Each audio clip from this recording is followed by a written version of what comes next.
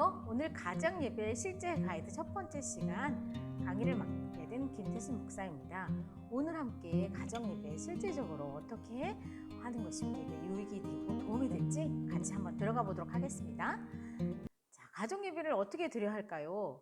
사실 가정예배는 형식에 얽매이지 않고 우리 자녀들과 함께 하루의 삶에 대한 하나님이 함께 하는 것에 또 하나님의 은혜를 사모하면서 힘을 얻는 자리가 되어야 합니다.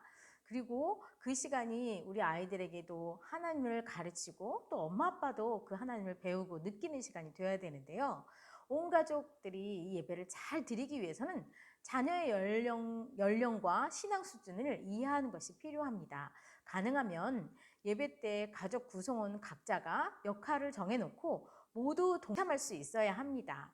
가정 예배 때에도 절기가 있고 가정 이슈에 따라서 생일이거나 축하할 일이 있을 때 다양한 예배 스타일을 적용할 수 있습니다.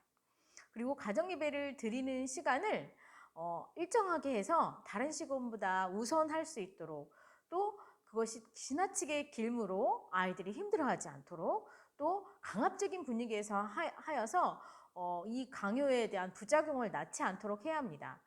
아이들의 예배는 형편에 맞게 정하면 됩니다.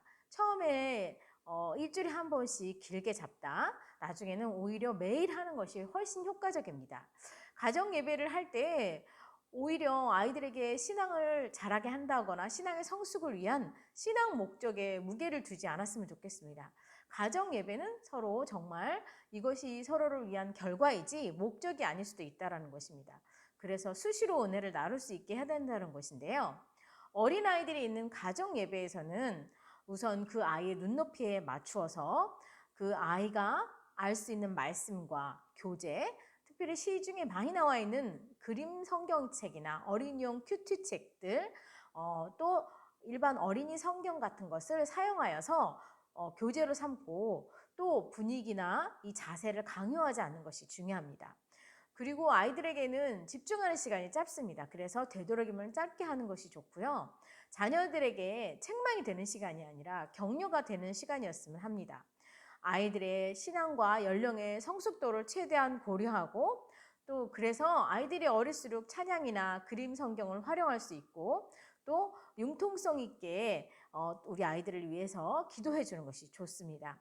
성경을 고를 때는 글씨보다는 그림을 많이 있는 것을 골라주고 또 아이가 5세가 지나거나 4세가 지나면 글을 많이 읽어주면 참으로 도움이 되기 때문에 두란노 어린이 성경책 같은 그런 성경책들을 사용하면 좋을 것 같습니다. 그리고 하루에 한 장씩 이렇게 읽어준다면 우리 아이도 성경 전체를 1년에 1독 이상은 할 수 있을 것입니다. 그리고 7세 아이들은 3, 4세 아이들과 같이 가만히 있지를 못합니다. 그래서 예배 습관이 바로 몸에 배이진 않는데 그 아이들에게 인내하면서 지속적으로 반복하면서 힘든 훈련의 시간을 지나면 반드시 열매를 맺게 된다고 할 수 있습니다. 네, 가정예배 시간에 산만한 아이들은 5분에서 자꾸 10분씩 등의 시간을 늘려가면서 훈련시킬 수 있어야 합니다. 또 훈련을 하더라도 아이들에게 공포감을 조성하지 말고 차분히 반복해서 설명해주고 조금이라도 집중도가 좋아지면 아이들에게 칭찬을 아주 마구마구 해주면 더욱 좋습니다. 그리고 아이들이 가정예배 후에는 아이들이 좋아할 만한 간식 등을 준비해서 가정예배를 잘 드리면서 그것에 대한 보답으로 상으로 간식을 먹게 된다면 아이들은 참으로 뿌듯하고 다음에도 가정예배를 기대하게 될 것입니다. 그럼 그 다음은 초등학생을 가진 자녀들의 예배인데요. 8살에서 14살 정도 되기인데 이 아이들에게는 예배를 시작하기 전에 예배의 필요성에 대해서 충분히 이야기해 줘야 합니다. 자발적으로 아이들이 참석해서 이끌어내는 것이 중요한데 어떤 공부보다 성경 공부가 우선이 되어준다고 말해 주어야 합니다. 그래서 아이들하고 언제 어떻게 드릴지를 결정을 하고 또 부모님들과 아이들이 성경을 읽고 공부할 때 무척 행복해할 수 있다는 것입니다. 아이들에게는 또 이 시기에 성경에 기초한 어느 정도의 신앙적인 교리를 배울 수도 있습니다. 그래서 어린이를 위한 요리문답이라는 고려서원에서 나온 나온 큐티 책들이 있는데 이 책을 활용하면 아이들에게 궁금해하는 신앙이란 무엇인지, 하나님에 대해서 무엇인지 여러 가지들을 아이와 함께 나누면서 신앙의 궁금증을 해결해 나가고 또 그것을 실생활에 적용할 수 있을 것입니다. 또 아이들은 찬양이나 CCM을 참으로 좋아하는데요. 그 찬송가나 CCM을 부르거나 같이 어떤 것을 불러야 할지 같이 정하고 또 만약에 어머니들이 잘 아시는 또 엄마 아빠들이 잘 아시는 찬송가를 1장부터 불러보는 것도 좋고 또 어린이 찬송가도 불러보는 것도 좋습니다. 그리고 그 다음에는 중고등학생 자녀와 가정예배에 대해서 얘기를 하는데요. 14살부터 19살까지입니다. 청소년 자녀는 참으로 대화하기도 어렵고 공부 시간이 너무 빡빡하기 때문에 이야기할 시간도 없으며 또 부모님들이 아이들하고 공통의 관심사가 없기 때문에 이야기거리도 없습니다. 이 시기에 자녀들과 신앙적인 대화를 나누지 못하면 그 후에는 나눌 기회가 영영 없을지도 모릅니다. 청소년은 호기심도 많고 고민도 많고 신앙적 갈등도 아주 많습니다. 그래서 가정예배가 자녀들과의 신앙 고백과 갈등, 궁금증을 풀어줄 수 있는 시간이 될 수 있습니다. 자녀들을 다독이고 격려하고 훈계하는 시간입니다. 부모에게 어려운 질문도 할 수 있는데 최선을 다해서 답해주고 모르는 경우 겸손하게 인정하고 함께 답을 찾아보면 됩니다. 그러면 이제 청년기를 자녀를 둔 가정에서는 어떻게 하면 좋을까요? 자녀들이 성장하면 청년기에 접어들면 가정예배에 소홀해지기 쉽습니다. 하지만 이 시기에 부모와 자녀 간 소통하고 함께 기도하고 예배하는 것이 사춘기 자녀의 경우 가정예배를 싫어하거나 거부할 수 있지만 자녀의 의견을 최대한 반영해서 예배 자체에 대한 거부감을 줄여주면 된다고 했습니다. 자녀들이 성년이 되었을 때 가정예배를 같이 드리는 것은 너무 힘이 듭니다. 어릴 때부터 습관이 되지 않으면 더더욱 그렇습니다. 성장년에 자녀를 두었으면 우선 시간 맞추기가 어려운데 우리 그 자녀들하고 시간을 맞추어서 일주일에 한 번이라도 저녁 시간에 패밀리데이로 하면서 특별한 저녁 식사를 준비하면서 그 예배를 같이 드리면 좋을 것 같습니다. 예배는 이제 같이 돌아가면서 서로 준비하고 또 이 언제 예배다라는 것을 미리 예비하고 그래서 즐거운 예배가 된다면 모두 참여하는 데 기쁨을 둘 것입니다. 그러면 이번에는 조부모, 그러니까 할머니, 할아버지와 같이 있는 데서 어떻게 가정예배를 드리면 될까요? 할머니, 할아버지가 손자, 손녀를 무릎에 앉히고 성경 이야기를 들려주는 모습, 그 삶 속에서 하나님이 어떻게 하셨는지 신앙 경험을 들려줄 수도 있는 이런 모습은 참으로 아름다운 모습인데요. 사실 요즘에는 1인 가정, 아이가 없는 부부, 한부모 가정이 많이 있습니다. 이런 가정에서는 혼자 사는 경우는 개인의 경건 시간이 곧 가정 예배가 되는데 아이가 없으면 부부도 가정 예배를 드릴 때는 매일 언약의 말씀을 읽고 서로 부부가 기도하고 잠들기 전에 서로 성경을 읽고 함께 손을 모아 기도하는 것도 가정 예배입니다. 또 한부모 가정에서도 매일 아버지와 어머니와 같은 하나님의 따스한 보살핌을 말씀을 통하여 예배를 통하여 느끼게 될 것입니다. 그리고 예수를 믿지 않는 남편이 계신 분의 가정 예배가 있습니다. 자녀와 엄마를 믿고 남편이 믿지 않는 가정이 아직도 많이 있습니다. 이러한 가정에서 가정 예배는 남편의 소외감을 갖지 않도록 특별한 배려가 함께 있어야 됩니다. 예배는 남편이 있는 데서 보는 것이 중요합니다. 가정 예배는 남편을 축복하고 자녀를 격려하며 삶의 변화를 보일 때 남편은 가정 예배에 대한 관심을 갖게 됩니다. 가정 예배를 통해서 아내와 자녀가 하나님의 말씀을 실천하려고 한다면 남편도 한 발씩 그 예배 가운데 빠져들게 되어 있습니다. 남편의 변화는 나의 말로 오지 않고 나의 기도와 또 삶의 변화로부터 온다는 사실을 기억했으면 좋겠습니다. 그래서 남편도 자녀와 함께 드리는 예배를 처음에는 방관을 하겠지만 나중에 서서히 같이 드릴 수 있습니다.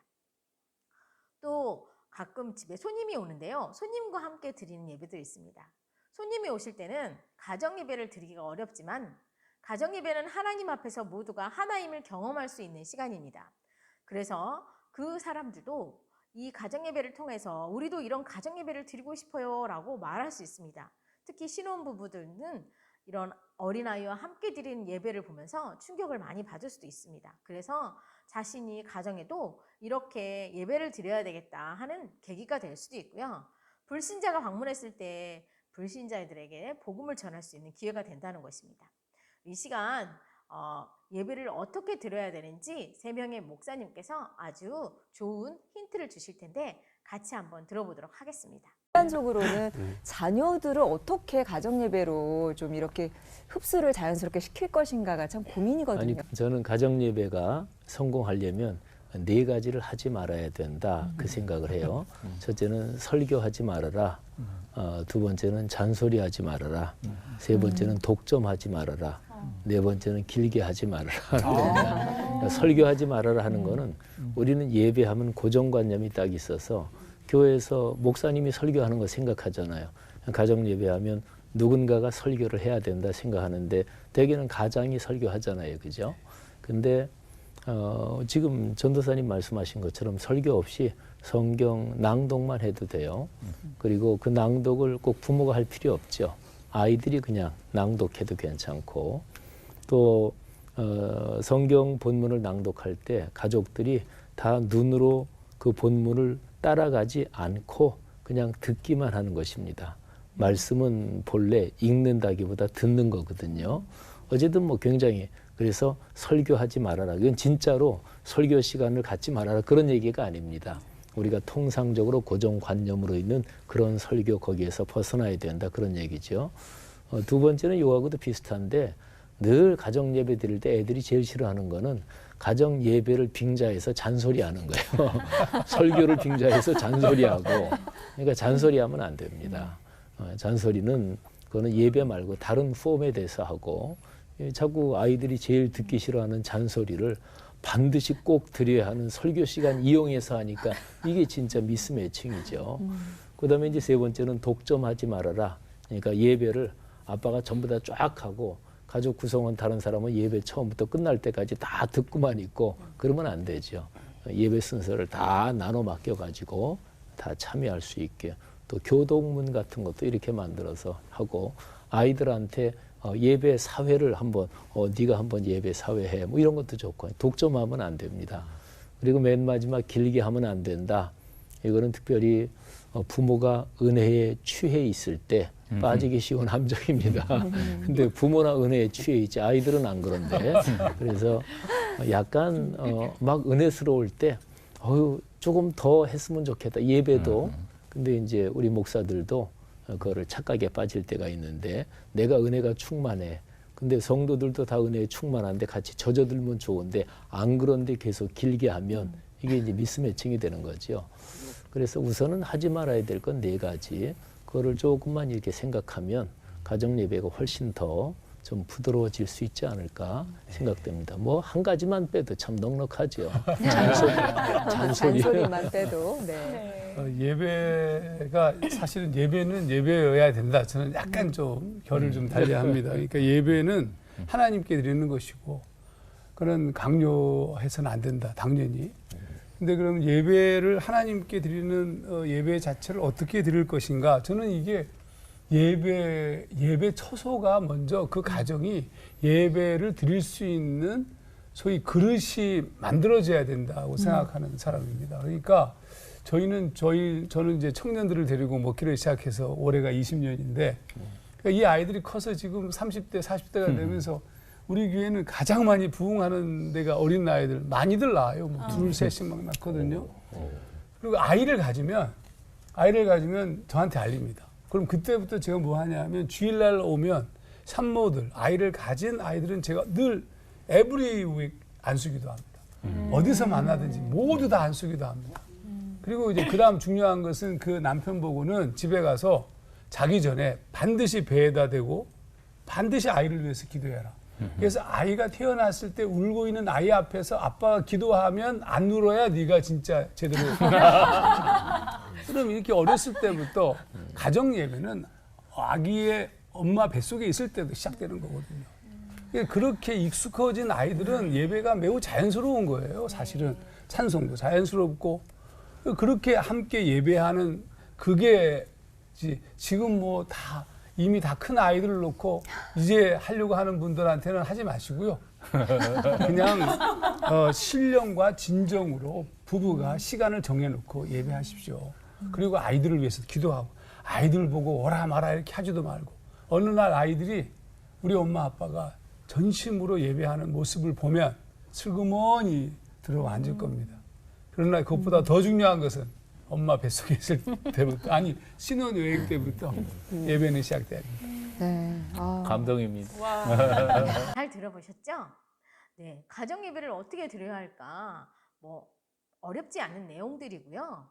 특히 제일 많이 고민되는 부분은 사실 설교입니다. 설교를 누가 할까라고 생각하는데 가정 예배의 지도자라고 생각하는 아버지가 설교를 하면 되지 않을까 생각하는데 사실 아버지는 목사가 아닙니다. 그래서 설교할 필요도 없고 이 가정 예배에 대해서 성경 본문만 읽는 것으로도 충분하다고 말하고 있습니다. 만약 아이에게 필요한 설교를 하고 싶다면 미리 이야기할 것들을 적어서 그것을 잔소리로 하지 않도록 하는 것이 중요합니다. 가정 예배의 핵심은 바로 아버지 축복권에 있는데요.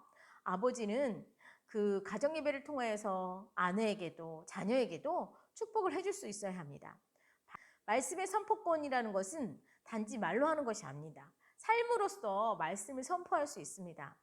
또 우선 삶으로서 그 몸으로 선포해야 되고 선포한 말씀과 행동이 다르다면 그 말씀은 권위를 잃게 됩니다.